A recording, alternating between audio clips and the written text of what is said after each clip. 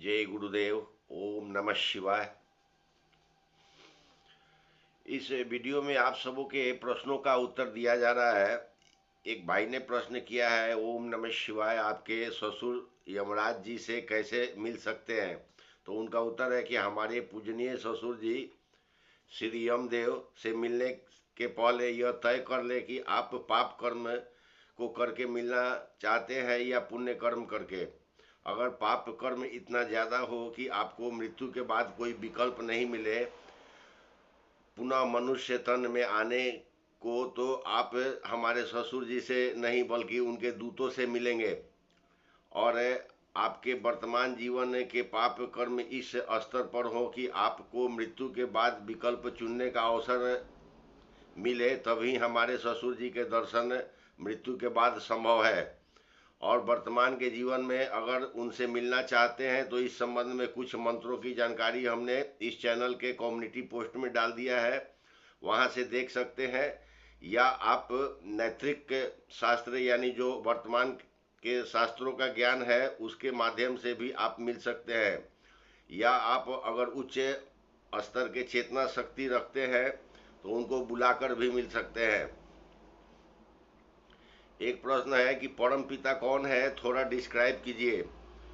एक और प्रश्न है कि भगवान शिव के कितने अवतार हैं, क्या भगवान शिव ही पर ब्रह्मा हैं?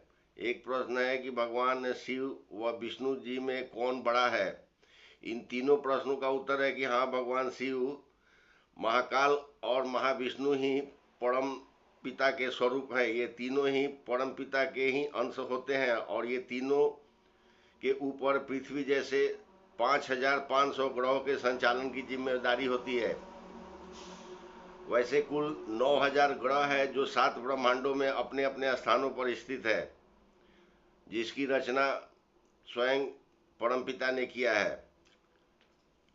बहुत कम ही ग्रह दृश्य होते हैं और ज्यादातर ग्रह अदृश्य रहते हैं, उन्हें कोई देख नहीं सकता है, उन्हें किसी भी कैमरा से नहीं देखा जा सकता है। और जो परम पिता परमेश्वर है वे सिर्फ ज्योति स्वरूप में ही दिखते हैं, वही उनका साकार स्वरूप होता है, जिनको सदा शिव या महाद्रष्टा कराल शिव भी कहते हैं। जैसे शिव गुरु के ज्योति स्वरूप फोटो बाजार में मिलता है, ठीक वैसे ही परम पिता या परम ज्योति दिखते हैं। और परम पिता ने ही 9000 यानी 9000 ग्रहों की रचना की है। वे सभी ग्रहों पर निराकार रूप से विद्यमान रहते हैं और जो भी देवी देवता, ऋषि, महर्षि या मनुष्य परम ज्योति में मिल जाता है वो परम मुक्ति को प्राप्त हो जाता है। और जो परम मुक्ति को प्राप्त हो जाता है उसके स्त्री पुरुष के भेद और सारे रिश्ते नाते समाप्त हो जाते हैं। और परम पिता परमेश्वर के तरफ से विशेष रूप से 3 बड़े देवता, पूजनीय श्री महाकाल, पूजनीय श्री महादेव और पूजनीय श्री महाविष्णु को विशेष रूप से सृष्टि संचालन के लिए प्रकट की गई है। ये अजन्मा होते हैं, हालांकि इनका भी मुक्ति निश्चित समय पर होता है और ये भी परम मुक्ति को प्राप्त होते हैं।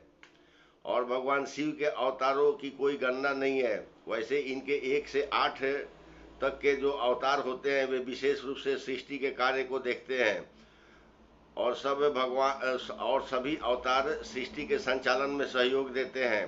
वैसे श्री शिव जी के 40 अवतार यानी 40 अवतार हमेशा इस पृथ्वी पर विभिन्न स्वरूपों में निवास करते हैं।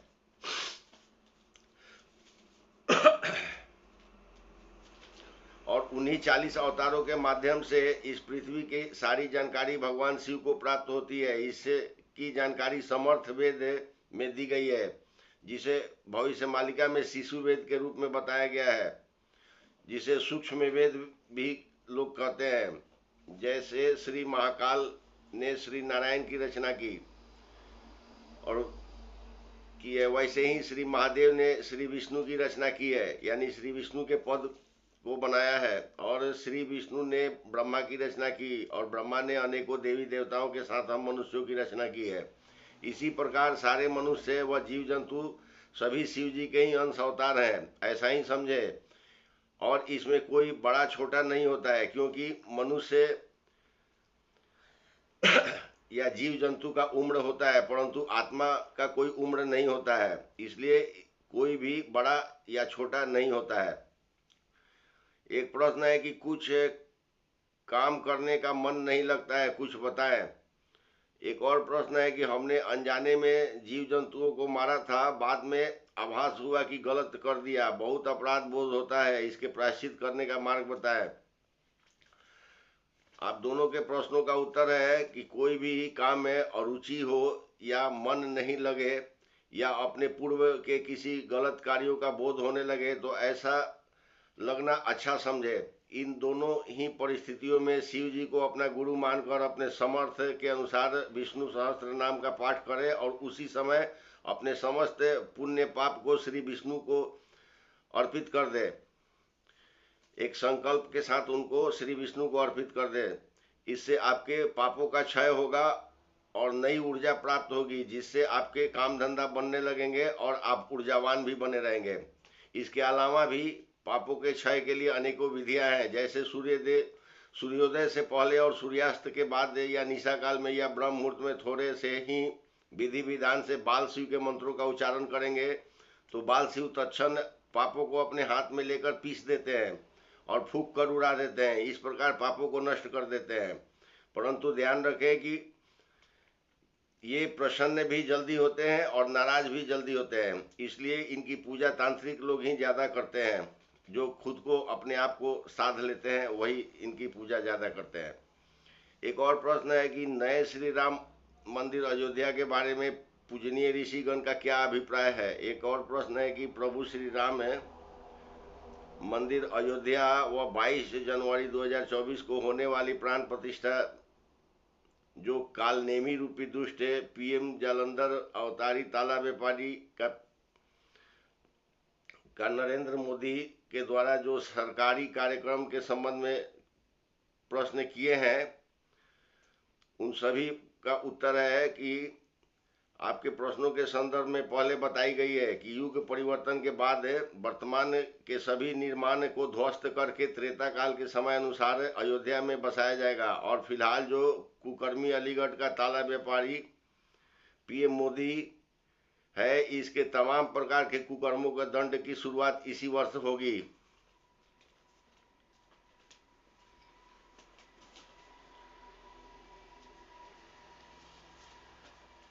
एक प्रश्न है कि अगला प्रधानमंत्री कौन होगा। उनका उत्तर है कि कृपया भैरवी डाक का इंतजार करें, फिर आपको पता चलेगा, क्योंकि भैरवी डाक शुरू होने के बाद न वोट देने वाले बचेंगे न वोट लेने वाले बचेंगे, और जो बचेंगे वे डर से भारत के पीएम नहीं बनेंगे।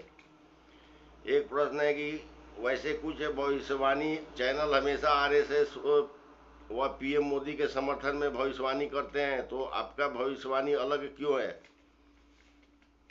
एक और प्रश्न लिखा है कि अनेकों लोग अपने को कल की भगवान समझते हैं और भगवान होने के अनेकों चिन्ह दिखाते हैं और जानकारी देते हैं, कैसे पता करें कि कौन असली कल की है। क्या संभव है कि आप असली कल की से मिला दें। उनका उत्तर है कि असली कल की ने अनेकों पहचान की जानकारी अनेकों ग्रंथों में दी गई है और भविष्य मालिका में भी अनेकों पहचान के तरीके बताए गए हैं और भविष्य मालिका के भविष्यवाणी से मिलता जुलता भविष्यवाणी को हम सहज रूप में बताते हैं। और जो लोग सरकार के समर्थन में भविष्यवाणी करते हैं, इस संबंध में आप स्वयं विचार करें कि क्या सही हो सकता है।